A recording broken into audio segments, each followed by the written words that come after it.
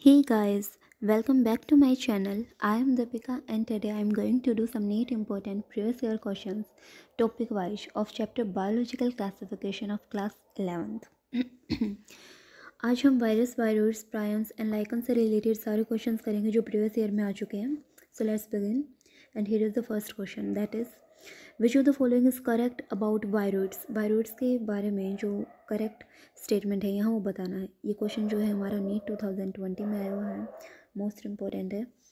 First दे रखा they have RNA with protein code, they have free RNA without protein code, they have DNA with protein code या they have free DNA without protein code. तो इसका जो answer आएगा वो आएगा हमारा B. They have free RNA, उनके पास फ्री आरएनए होता है और प्रोटीन कोड नहीं होता है. इन्फेक्शियस एजेंट होते हैं ये, वायरस से भी छोटे होते हैं वायरोइड्स, ये चीज़ ध्यान रखनी है. Next question is mad cow disease in cattle is caused by an organism. जो मैड काउ एक डिजीज़ होती है जो हमारी कैटल्स में मोस्टली होती है, तो एक ऑर्गेनिज्म के थ्रू होती है जिसके पास क्या होता है, इनर्ट क्रिस्टलाइन स्ट्रक्चर या abnormally फोल्डेड प्रोटीन या free RNA without protein code या free DNA without protein code. ये नीट 2019 ओडिशा के पेपर में आया हुआ था. सो इसका जो आंसर आएगा वो आएगा हमारा abnormally फोल्डेड प्रोटीन होता है जिसकी वजह से मैड काउ डिजीज़ होती है कैटल के अंदर. Next question is which of the following statement is incorrect. कौन सी स्टेटमेंट यहाँ पे बिल्कुल सही नहीं है. फर्स्ट है prions consist of abnormally folded proteins. Second है viroids lack protein code. Third है virus are obligate parasite. Fourth है infective constituent in virus is the protein code. So यहाँ पे जो राइट आंसर आएगा वो हमारा डी ही आएगा. क्यों? क्योंकि जो इन्फेक्टिव कॉन्स्टिट्यूएंट होता है वायरस में वो हमारा प्रोटीन कोड नहीं होता है. तो वो क्या होएगा, हमारा प्रोटीन कोड नहीं होता है, वो जेनेटिक मटेरियल होता है. जेनेटिक मटेरियल या तो डीएनए या आरएनए. तो इसमें जो बिल्कुल गलत स्टेटमेंट है वो हमारा डी होएगा. बाकी सारी ठीक है. वायरोइड्स के पास प्रोटीन कोड नहीं होता है.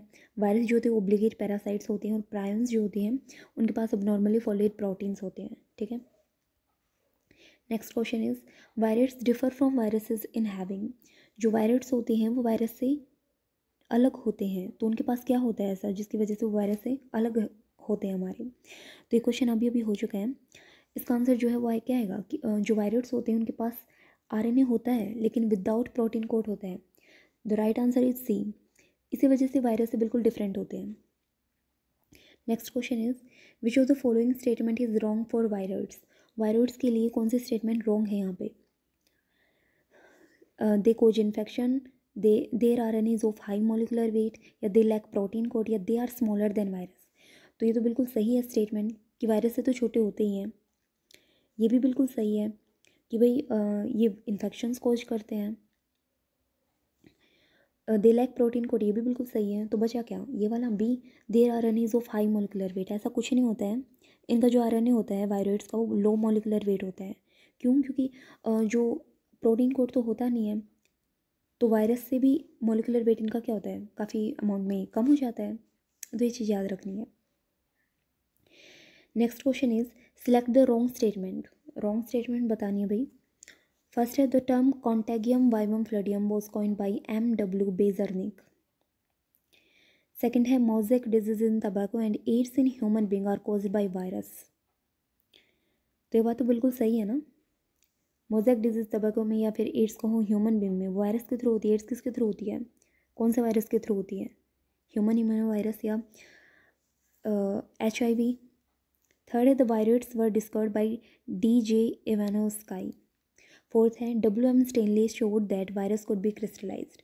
तो जो यहाँ पे रॉन्ग स्टेटमेंट होएगी वो हमारी सी होएगी.